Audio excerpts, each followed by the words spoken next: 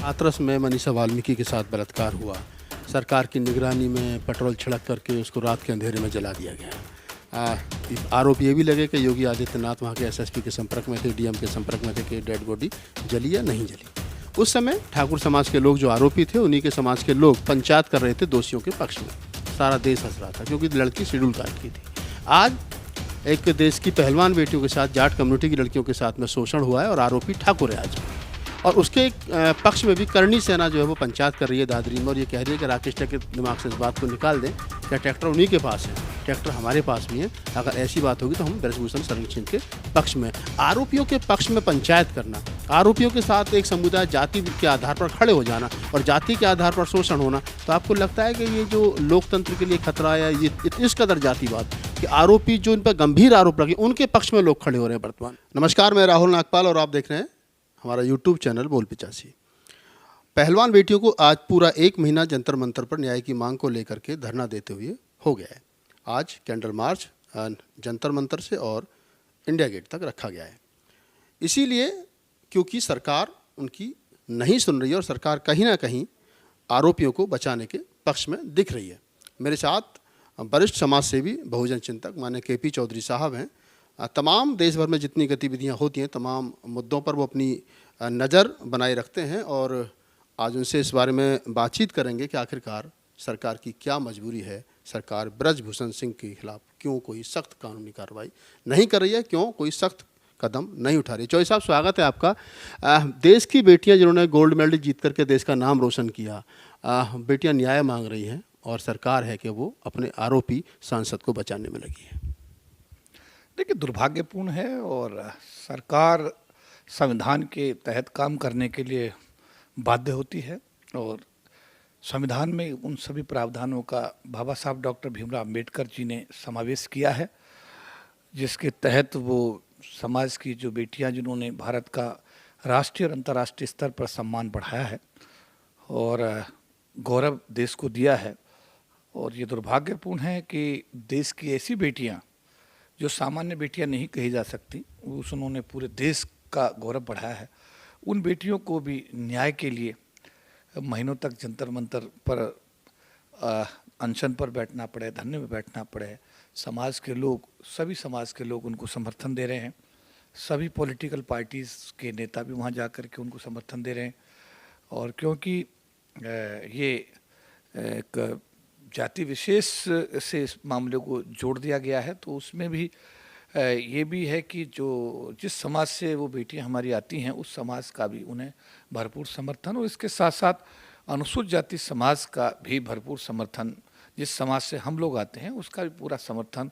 और मैं कहूँगा कि देश के हर व्यक्ति का जो अपने देश को प्यार करता है, जिसमें राष्ट्र प्रेम की भावना है, जो राष्ट्र के प्रति समर्पित है, जो संविधान में विश्वास करता है, मुझे ऐसा मेरा मानना है कि सभी लोगों का सहयोग और समर्थन उन बेटियों के साथ है जो एक दोषी सांसद को सज़ा दिलाने के लिए अनशन पर बैठी हुई हैं। और दुर्भाग्य है कि इतने लंबा समय बीत जाने के बाद भी उनकी बात पर अगर कोई सुनवाई नहीं हो रही है। क्योंकि कल मैंने समाचार पत्रों के माध्यम से मुझे पता लगा कि उन सांसद महोदय ने कहा कि आप नारकोटिक्स टेस्ट कराने के लिए तैयार हैं, तो उन बेटियों ने कहा कि बिल्कुल हम तैयार हैं। तो ये सिचुएशन बड़ी एक्सट्रीम की सिचुएशन मानी जानी चाहिए और इस पर सरकार को संज्ञान लेना चाहिए। और जो दोषी आदमी, अगर मान लिया जिस धारा में मुकदमा दर्ज हुआ है, उस धारा में तो बताया जाता है कि तुरंत गिरफ्तारी का प्रावधान है, और उसके बावजूद भी इस व्यक्ति की गिरफ्तारी अगर नहीं हो रही है, तो मुझे लगता है कि सरकार जो अपने दायित्व उनका निर्वहन नहीं कर रही है। और सरकार की जिम्मेदारी है कि देश के हर नागरिक को वो सुरक्षा प्रदान करे, हर नागरिक को संविधान में जो प्रावधान बाबा साहब डॉक्टर भीमराव अम्बेडकर ने दिए हैं, उन सभी प्रावधानों के तहत हर आदमी की सुरक्षा सुनिश्चित करे। और अगर कहीं समाज की कोई बेटी कहती है कि मेरे साथ यौन शोषण हुआ है, तो उस पर जांच होनी चाहिए, कार्रवाई होनी चाहिए। एक कह सकते हैं कि एफआईआर हो चुकी है, उस पर गिरफ्तारी होनी चाहिए और उन बच्चियों को न्याय मिलना चाहिए। आप कह रहे हैं कि बच्चियों को न्याय मिलना चाहिए, लेकिन दूसरी तरफ जिन गंभीर धाराओं में मुकदमा दर्ज हुआ है, पहले तो मुकदमा ही साधारण तरीके से नहीं हुआ, सुप्रीम कोर्ट की दखल के बाद मुकदमा दर्ज हुआ है। उसके बाद में फिर जिस प्रकार से ब्रजभूषण सिंह खुले घूम करके टीवी चैनलों पर इंटरव्यू देते फिर रहे, जबकि पोस्को में मुकदमा दर्ज हुआ है, तो आपको लगता है कि कहीं ना कहीं सवर्ण होने का फ़ायदा उनको मिल रहा है, कट्टर हिंदू होने का फ़ायदा उनको मिल रहा है, और बीजेपी कहीं ना कहीं राजपूत वोट बैंक को साधने की कोशिश जो है उसमें लगी है? देखिए, राजनीति में ये जो चीज़ें आपने कही हैं ये बड़ी सामान्य चीज़ें, नफ़ा नुकसान देखना ये एक सामान्य बात है। भारतीय जनता पार्टी के वो लोकसभा सांसद हैं और भारतीय जनता पार्टी ने उनको इस जो संघ है उसका अध्यक्ष बनाया हुआ है। तो जहाँ तक अभी आपने कहा कि क्या जिस पार्टी से वो आते हैं वो अपने राजनीतिक जो वोट है उन्हें साधने की कोशिश कर रही है, निश्चित रूप से इसमें तो कहीं दो राय नहीं है। लेकिन मेरा ये मानना है कि अगर इस तरीके से भारत चलेगा, इस तरीके से अगर देश की सरकारें काम करेंगी, तो सरकारों से आम आदमी का विश्वास उठ जाएगा और ये बहुत ही, मैं कहूँगा, गंभीर सिचुएशन देश के सम्मुख खड़ी होगी।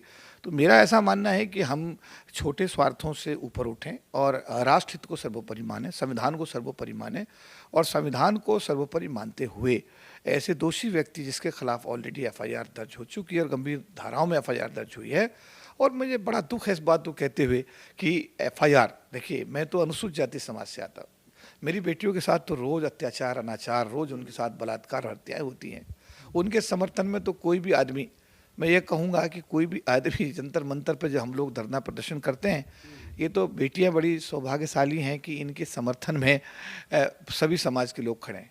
हमारी बेटियों के समर्थन में तो हमारा पूरा समाज भी खड़ा नहीं होता। हम लोग जब जाते हैं तो जब भी हम प्रदर्शन करते हैं तो कई बार 2000 आदमी, कई बार 5000 आदमी, कई बार 500 आदमी, ऐसी सिचुएशन होती है और हम लोग अपने समाज के दम पर ही उस सरकार के प्रति अपना विरोध प्रदर्शित करते हैं। कई बार हमने 1-1 लाख लोगों का भी प्रदर्शन यहाँ पे किया। जब पिछले दिनों ये सबीरपुर सहारनपुर कांड जब हुआ था तो उस दौरान हमने लाखों लोगों का, उसमें आप भी खुद स्वयं संचालक की भूमिका में थे। तो ऐसा है कि हमारे समाज के मामलों में तो किसी भी जाति का आदमी समर्थन नहीं करता। कम से कम ये कह सकता हूँ मैं आज की, ये जाट समाज की बेटियां हैं, इनको जाटव समाज का, इनको अनुसूचित जाति समाज का, इनको दूसरे समाजों का, ओबीसी समाज का समर्थन प्राप्त हो रहा है और सभी लोग आ रहे हैं और अपनी इनके साथ में सहानुभूति और सद्भावना व्यक्त कर। इसके बावजूद भी अगर सरकार इसमें संज्ञान नहीं ले रही है तो ये मैं कहूँगा कि बहुत गंभीर मामला है। सरकार को संज्ञान लेना चाहिए। दोषी व्यक्ति चाहे कोई भी हो, उसके खिलाफ जो भी संविधान में प्रावधान है उसके तहत कार्रवाई करके उनको जेल भेजने का काम सरकार को करके, भारत के आम नागरिक के मन में, सुप्रीम कोर्ट जाना पड़ा लड़कियों को, मतलब एफआईआर के लिए सुप्रीम कोर्ट जाना पड़ रहा है, कि क्या हो रहा है? ये बहुत ही मतलब गंभीर सिचुएशन है कि एक, और मैं कहूँगा कि ये वो समाज है जिनकी बेटियां बैठी हुई हैं, जिन्होंने 1 साल तक 11, 12, 13 महीने तक दिल्ली के चारों बॉर्डर्स पर बैठ कर के साल ईयर्स टुगेदर उन्होंने आंदोलन किया और उनके आंदोलन के चलते हुए सरकार को बैकफुट पे भी आना पड़ा और उसके बाद में जो कानून बने उन कानून को वापस भी लेना पड़ा। ये उसी समाज की बेटियां, और उस समाज की बेटियों को मतलब इतने दिनों से वो जंतर मंतर पर मतलब ये है कि न्याय की गुहार कर रही हैं। तो मेरा सरकार से यही अनुरोध है कि जो भी संविधान में प्रावधान है उनको सरकार को लागू करना उन सरकार की जो है प्राथमिक जिम्मेदारी है, सरकार की मूलभूत जिम्मेदारी में आता है। सरकार को अपने दायित्व का निर्वहन करना चाहिए और दोषी व्यक्ति के खिलाफ कार्रवाई करनी चाहिए। अभी आपने कहा कि वो जाट कम्युनिटी से आती हैं, वैसे तो देश की बेटी हैं, लेकिन जिस कम्युनिटी से वो आती हैं बड़ी मजबूत कम्युनिटी है। आपको नहीं लगता कि इतिहास कहीं ना कहीं अपने आप को दोहरा रहा है? एक समय था कि जब हरियाणा में मिर्चपुर कांड हुआ, भगाना कांड हुआ, दलितों के घरों में आग जला दी गई, दलितों की बेटियों को उठा करके उनके साथ सामूहिक बलात्कार किए गए। उस समय के जो मुख्यमंत्री थे उनकी स्टेटमेंट थी कि मैं जाट पहले हूँ और मुख्यमंत्री बाद में हूँ। यानी जिस जाति के लोगों ने वाल्मीकि समाज के चमार कम्युनिटी के घर जलाए थे, आज उनकी एफआईआर उस समय नहीं हो रही थी। उनको 4-4 महीने दिल्ली के जंतर मंतर पर धरना देना पड़ा।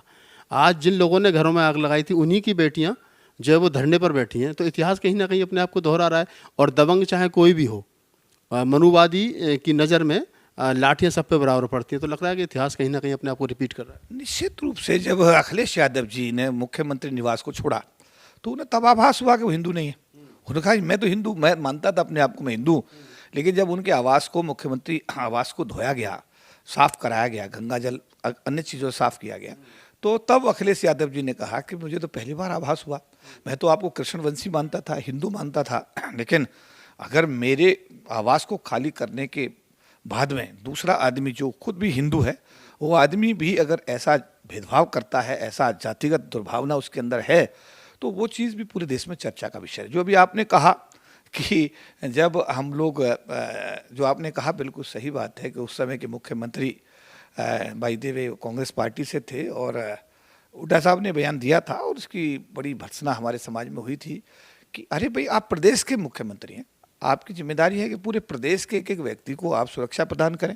लेकिन वाल्मीकि समाज के जब घर जलाए गए और उनके घरों में उन्हीं के गैस सिलेंडर से घरों को तोड़ दिया गया, तो निश्चित रूप से जो अभी आपने बात कही है कि इतिहास अपने आप को दोहराता है, ये बिल्कुल सही है। अभी मैं चौधरी टिकैत जी का एक बयान देख रहा था, उन्होंने कहा कि जब मुस्लिम से झगड़ा हो तो हम हिंदू हैं, और जब हम अपनी बात कहें, अपनी बात को रखें, तो हम जो है समझे नहीं बात, आप हिंदू नहीं है, फिर हम जाट हैं। तो निश्चित रूप से ये तो जाति का, देखिए मैं तो हमेशा देश में विदेश में जब भी मुझे कहीं मौका मिला, मैं तो हमेशा इस बात को बहुत जिम्मेदारी के साथ बोलता हूँ कि भारत की भूमि में सांस लेने वाला हर आदमी जातिगत भावना से ग्रस्त है और भारत का हर निर्णय जाति के आधार पर होता है। और मुझे, मेरे समाज को, जिस समाज से मैं आता हूँ, उसको तो हर पल, हर क्षण, हर कदम पर अनुसूचित जाति समाज में पैदा होने की कीमत चुकानी पड़ती है, चाहे वो भारत सरकार का मंत्री हो, चाहे भारत का वो राष्ट्रपति हो, चाहे वो आईएएस हो, चाहे वो आईपीएस हो, दफ्तर में कहीं क्लर्क हो, गांव में सफाई कर्मी का काम कर रहा हो, हर स्तर पर उसको हर पल हर क्षण इस जाति का जो ये दंश है उसको झेलना पड़ता है और उसकी कीमत चुकानी पड़ती है। लेकिन आज, जैसा अभी मैंने कहा कि यदुवंशी हमारे जो अखिलेश यादव जी, आज हमारे जाट समुदाय के जो लोग एक साल तक सरदार समाज के लोग एक साल तक दिल्ली की सड़कों पर, बॉर्डर्स पर पड़े रहे, उनको अंदर नहीं आने दिया गया। तो अब समाज को, अभी सभी लोगों को आभास हो रहा है। और मैं ये आह्वान करूंगा, जो भी लोग एससी के हैं, एसटी के हैं, ओबीसी के हैं, माइनॉरिटी के हैं, इवन साथ साथ मैं तो ये कहूँगा कि मुस्लिम समाज के लोगों ने भी अनुसूचित जाति समाज के लोगों के साथ में अन्याय करने में कोई कसर बाकी नहीं छोड़ी। जैसा अभी आपने कहा कि जाट समुदाय के लोग हों, यादव समुदाय के लोग हों, मैं उत्तर प्रदेश से आता हूँ, उत्तर प्रदेश में तो जाट समाज भी है और यादव समाज भी है। और अत्याचार का अगर हम इतिहास देखें तो यादव ने भी और जाट ने भी ऐसे समाज के साथ अत्याचार करने में कोई मौका नहीं छोड़ा। और इवन मैं कहूँगा कि जो माइनॉरिटी के लोग आज देश के अंदर इस समय हाशिए पर हैं, उन लोगों ने भी अनुसूचित जाति समाज के साथ जातिगत भेदभाव के चलते कहीं पर भी कोई कसर इन लोगों को सताने में, इन लोगों का शोषण करने में नहीं छोड़ी है। तो मैं ये कहूँगा कि अब ये सब शोषित समाज का हिस्सा बन गए, चाहे जाट है, चाहे वो यादव है, चाहे वो गुजर है, चाहे वो अनुसूचित जाति का है, चाहे ओबीसी है, चाहे माइनॉरिटी, अब ये सभी एक बोट में बैठे हुए हैं। इन सब लोगों को इस देश की जातिगत व्यवस्था को समझना चाहिए। समझ करके मान्यवर काशीराम जी का 85% और 15% का जो उन्होंने पेन निकाल करके वो दिखाते थे कि ये 15% है जो ऊपर रहता है कैप के रूप में, कभी कुछ काम नहीं करता, और ये 85% जो नीचे सारे दिन लिखता है, तो उनका जो फार्मूला है जो उन्होंने दिया, उसको हर आदमी को अब समझना चाहिए। और साथ साथ बाबा साहब अम्बेडकर के बारे में भी इस मौके पर मैं कहूँगा कि आज भारत देश जो चल रहा है वो बाबा साहब अम्बेडकर के बनाए हुए संविधान से चल रहा है। अगर कोई राष्ट्रपति बन रहा है तो भी उस संविधान के तहत बन रहा है। अगर आज मोदी जी प्रधानमंत्री हैं तो वो भी उस संविधान के तहत, वो खुद कहते हैं कि अगर बाबा साहब अम्बेडकर ना होते और उन्होंने संविधान ना बनाया होता तो आज एक गरीब माँ का बेटा भारत का प्रधानमंत्री नहीं होता। तो मैं ये कहूँगा कि बाबा साहब अम्बेडकर ने जो संविधान बनाया है, बाबा साहब अम्बेडकर ने जो कुछ देश के लिए किया है वो एक एक नागरिक के लिए किया है। तो जातिगत जो दुर्भावना है, मैं देश के सभी लोगों से, आपके टीवी चैनल के माध्यम से अपील करूंगा कि आप लोग इस बात को समझिए कि डॉक्टर अम्बेडकर जाति विशेष के नहीं थे, वो पूरे देश के थे, और आज तो मैं कह सकता हूँ वो पूरे विश्व की धरोहर है। तो इस तथ्य को भी समझिए। महिलाएं जो भारत की हैं वो इस बात को समझें कि किसी और व्यक्ति ने उनके लिए काम नहीं किया, परम पूज्य बाबा साहब डॉक्टर भीमराव अम्बेडकर ने उनको बराबरी का हक दिलाने के लिए कानून मंत्री के पद से इस्तीफा तक दिया, वो हिंदू कोड बिल लेकर आए। तो मैं ये कहूँगा कि भारत के लोगों को जातिगत दुर्भावना से ऊपर उठना चाहिए, और जिन लोगों ने, चाहे वो महात्मा ज्योतिबा फूले हों, चाहे बाबा साहब भीमराव अम्बेडकर हों, चाहे वो एससी समाज से आते हों, एसटी समाज से आते हों, ओबीसी समाज से आते हों, इन सभी लोगों ने भारत के लिए काम किया है। ये भारत की धरोहर हैं और हम सबको इनका सम्मान करना चाहिए। और आज की सरकार से मैं कहूँगा कि अगर आप बाबा साहब के बनाए हुए संविधान के तहत प्रधानमंत्री बन सकते हैं तो प्रधानमंत्री के रूप में आप बाबा साहब के संविधान के तहत जो ये बेटियां आज जंतर मंतर पर बैठी हैं, इनके साथ न्याय करिए, दोषी व्यक्ति को जेल भेजने का काम करिए और इन बेटियों के साथ न्याय करके अपनी जो आपकी जो संवैधानिक जिम्मेदारी है उसका निर्वहन करिए। आखिरी सवाल है चौधरी साहब, जब हाथरस में मनीषा वाल्मीकि के साथ बलात्कार हुआ, सरकार की निगरानी में पेट्रोल छिड़क करके उसको रात के अंधेरे में जला दिया गया। आरोप ये भी लगे कि योगी आदित्यनाथ वहाँ के एसएसपी के संपर्क में थे, डीएम के संपर्क में थे कि डेड बॉडी जली या नहीं जली। उस समय ठाकुर समाज के लोग जो आरोपी थे, उन्हीं के समाज के लोग पंचायत कर रहे थे दोषियों के पक्ष में। सारा देश हंस रहा था क्योंकि लड़की शेड्यूल कास्ट की थी। आज एक देश की पहलवान बेटियों के साथ जाट कम्युनिटी की लड़कियों के साथ में शोषण हुआ है और आरोपी ठाकुर है आज भी। और उसके पक्ष में भी करणी सेना जो है वो पंचायत कर रही है दादरी में और ये कह रही है कि राकेश टिकैत के दिमाग से इस बात को निकाल दें कि ट्रैक्टर उन्हीं के पास है, ट्रैक्टर हमारे पास भी हैं। अगर ऐसी बात होगी तो हम ब्रजभूषण शरण सिंह के पक्ष में। आरोपियों के पक्ष में पंचायत करना, आरोपियों के साथ एक समुदाय जाति के आधार पर खड़े हो जाना और जाति के आधार पर शोषण होना, तो आपको लगता है कि ये जो लोकतंत्र के लिए खतरा है, ये इस कदर जातिवाद कि आरोपी जो इन पर गंभीर आरोप लगे उनके पक्ष में लोग खड़े हो रहे हैं वर्तमान में, कैसे देखते हैं? मैं हमेशा इस बात को कहता हूँ, एक सिद्धांत है कि अगर किसी चीज़ को आप जितना दबाएंगे तो उतना ही, समझ बात आप, मैं ये कहता हूँ गरीब को इतना दबाइए, कमज़ोर को इतना दबाइए, इतना मत दबाइए कि विद्रोह पे उतारू हो जाए। अब मैं रूस की रिवॉल्यूशन का जिक्र करूँगा कि रूस की क्रांति क्या थी। गरीब भूखे नंगे लोग जिनको रोटी नहीं मिली, उन लोगों ने क्रांति की। अभी आपने जो कहा कि देश में जो सिचुएशन इस टाइप से समय समय पर जो इसका जिक्र आपने किया, ये बड़ी दुर्भाग्यपूर्ण सिचुएशन है। ये टकराव की, दो समुदायों के बीच टकराव की सिचुएशन है। इसमें कानून के तहत काम होना चाहिए, इसमें जातिगत आधार पर फैसले नहीं होने चाहिए। अगर कल कोई दूसरा समाज का आदमी है वो खड़ा हो जाए, देश में मुसलमानों की पॉपुलेशन बहुत बड़ी है, कम से कम ये समझिएगा कि 20 करोड़ के आसपास की उनकी आबादी है। अब ऐसा है कि अगर इस तरीके से फैसले होंगे तो जाट समाज की तो मैं इस बात के लिए प्रशंसा करूंगा कि उनकी समाज की बेटियों के साथ शोषण हुआ है जी, तो शोषित के साथ खड़ा होना है तो न्याय की बात करना है। लेकिन जिस आदमी पर शोषण का आरोप है, अगर कोई उसकी बिरादरी के लोग उस आदमियों के सपोर्ट में इस तरीके से खड़े होते हैं तो ये भारत राष्ट्र के लिए बहुत ही दुर्भाग्यपूर्ण और बहुत ही खतरे की घंटी में से मानता हूँ। और ये जाति संघर्ष की तरफ, ये जो कदम है जाति संघर्ष की तरफ जा रहा है और निश्चित रूप से किसी के पक्ष में जाए पर यह राष्ट्र के हित में नहीं हो सकता है। और ऐसी चीज़ों को हमें टालने की कोशिश करनी चाहिए, सरकार को इसमें तुरंत संज्ञान लेना चाहिए। और अगर ऐसा होता है कि आने वाले दिनों में जाट समाज में और ठाकुर समाज में अगर पूरे देश में टकराव होता है तो मुझे लगता है कि राष्ट्रीय स्तर पर, अंतर्राष्ट्रीय स्तर पर इसका क्या मैसेज हम पूरी दुनिया को देंगे। और क्या इसलिए कि एक समाज की बेटियों के साथ में उनका जो शोषण हुआ, यौन शोषण हुआ जैसा बताया जा रहा है, और उसके बाद में वो बेटी न्याय के लिए गुहार कर रही हैं, तो कानून को अपना काम करने दीजिए। इसमें जाति कहाँ से आ गई? वो पहलवान जब लड़ रही थी तो ऐसा नहीं था कि जाट समाज की लड़ रही थी, वो देश के लिए जो वो खेल खेला है उन्होंने, जो भी समाज का उन्होंने जो गौरव बढ़ाया, जाट समाज का गौरव नहीं बढ़ाया, पूरे देश का गौरव बढ़ाया। तो आज अगर जाट समाज उनके समर्थन में आ रहा है तो ये, और जाट समाज ही क्यों, मैं तो देख रहा हूँ साहब, हमारा अनुसूचित जाति समाज का भी पूरा समर्थन है, ऐसी नहीं है, सब लोग समर्थन में, हर रोज़ समर्थन उनका बढ़ता ही जा रहा है। और मैं ये कहूँगा कि कहीं ऐसा ना हो कि ये जो किसान आंदोलन का जो स्वरूप अभी पिछले दिनों हमने देखा, जिसको सरकार ने 3 जो अध्यादेश थे उनको वापस लेना पड़ा और उसके बाद प्रधानमंत्री जी को क्षमा भी मांगनी पड़ी। देखिए ऐसा है कि समय रहते इसका निर्णय होना चाहिए और सरकार को संज्ञान लेकर के दोषी व्यक्ति को तुरंत उसके खिलाफ कानूनी दायरे में कार्रवाई करके इन बेटियों को न्याय देने की कोशिश करनी चाहिए। तो आप थे केपी चौधरी साहब और हम कनॉट प्लेस में हैं उनके दफ्तर में।